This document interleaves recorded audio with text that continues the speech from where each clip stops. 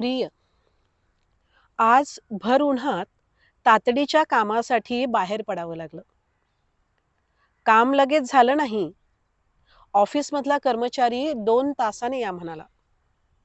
मग हम रस्त्यावर आले. रस्ता फार वेगाने वाहत नव्हता. ऑफिसमध्ये उभं राहून पायात कळ भरलेली. कुठेतरी बसावं म्हणून आजूबाजूला बघितलं तर रस्त्यालगत बहावा फुललेला. ज्याच्या प्रेमात आपण प्रचंड असतो, अशा व्यक्ती अनाहूतपणे समोर आल्यावर काय होतं आपलं? कितीतरी वेळ त्याच्याकडे बघत नुसती बसून होते. अचानकच त्या रणरणत्या उन्हात पारव्यांचा थवा उडाला.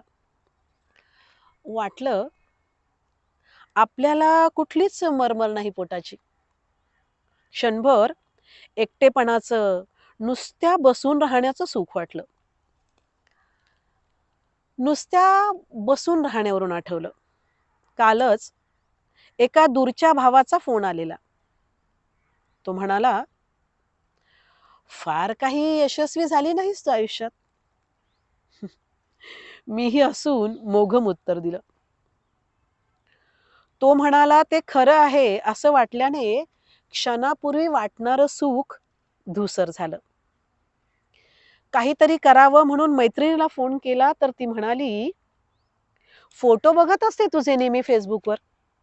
भाग्यवान आहेस तू. मनाजोगं जगते आहेस. मज्जा आहे तुझी. तिलाही हसून हो हो म्हणत फोन ठेवला. मग पुन्हा बहाव्याकडे बघताना नकाराने दुखावलेल्या मैत्रिणीचा प्रश्न आठवला. एखाद्याने आपल्याला नाकारलं तर? मी म्हणाले, उद्वेगाने जळत राहण्यापेक्षा सोडून द्यावं त्याला, पाण्यात दिवे सोडावेत तसे. अगदी अलवार हातांनी ज्यात नसतो कुठलाच आकस. त्या हलक्या हातांचा स्पर्श पाण्यावरल्या तरंगांवर प्रार्थनेचे सूर उमटवत असतात. दिव्यानं पलीकडच्या काठापर्यंत अलवार पोहोचावं म्हणून. आपल्याकडून जे राहून गेलं आहे ते त्याला तिथे मिळावं म्हणून. मात्र मात्र हे सगळं व्हायला जिवंत प्रेम करावं लागतं. कुठल्याही मृतधारण्यांच्या विळख्यात अडकलेलं प्रेम या अनुभूतीचा साक्षात्कार देण्यास असमर्थ असतं. तिला पटलं नसावं बहुधा. ती निघून गेली.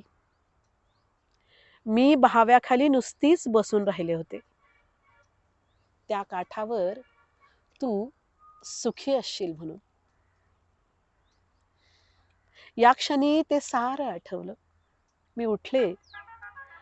बहाव्याचा निरोप घेऊन निघावं म्हणून पाहते तर काय, माझा रंग त्याच्यात मिसळून गेला होता. माझा रंग त्याच्यात मिसळून गेला होता आणि तो माझ्यासोबत उगाचच भरून वाहत होता. तो माझ्यासोबत उगाचच भरून वाहत होता.